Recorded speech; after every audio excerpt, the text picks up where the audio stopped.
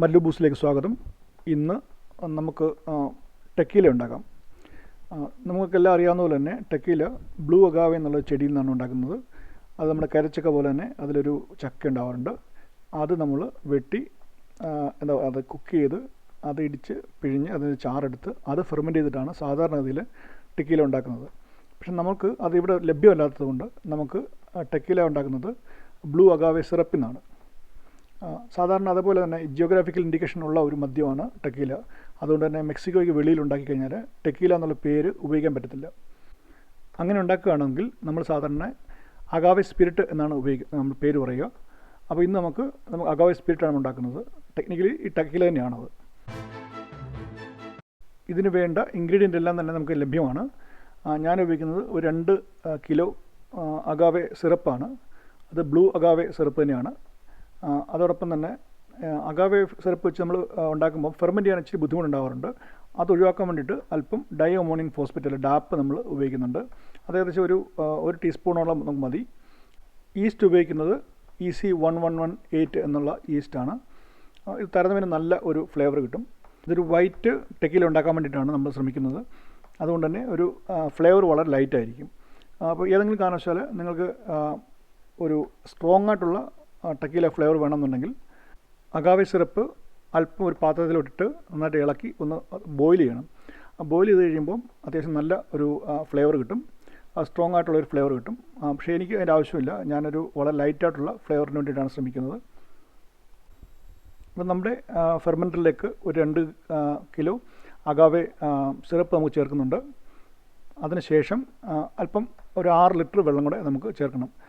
ഞാൻ പറഞ്ഞതുപോലെ തന്നെ ഒരു സ്ട്രോങ് ഫ്ലേവർ വേണമെന്നുണ്ടെങ്കിൽ അല്പം സിറപ്പ് എടുത്തിട്ട് ഒന്ന് ബോയിൽ ചെയ്ത് ഒന്ന് ഇളക്കി ചെറുതായിട്ടൊന്ന് കരിച്ച് ചേർക്കാമെന്നുണ്ടെങ്കിൽ നല്ല ഒരു ഫ്ലേവർ കിട്ടാറുണ്ട്. പക്ഷേ ഞാനങ്ങനെ ഒരു ഉദ്ദേശം എനിക്കില്ലാത്തതുകൊണ്ട് നമ്മൾ വളരെ നോർമലായിട്ടുള്ള സിറപ്പ് തന്നെയാണ് ഉപയോഗിക്കുന്നത്.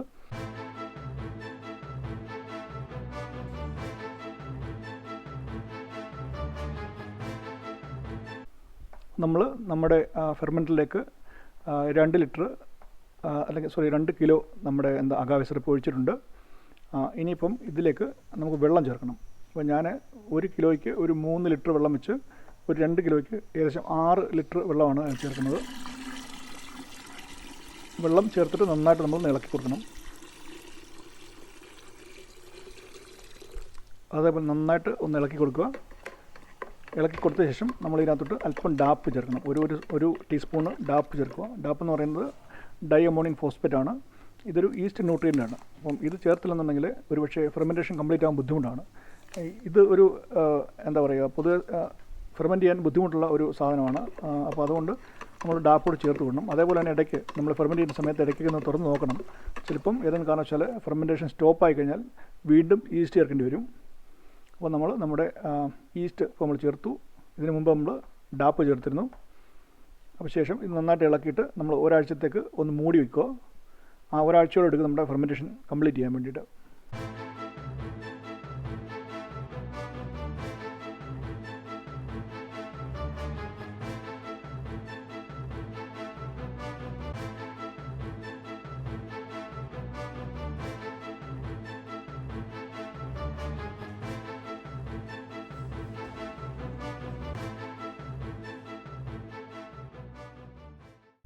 ഒരാഴ്ച കഴിഞ്ഞു. നമ്മുടെ ഫെർമെൻറ്റേഷൻ കംപ്ലീറ്റ് ആയി.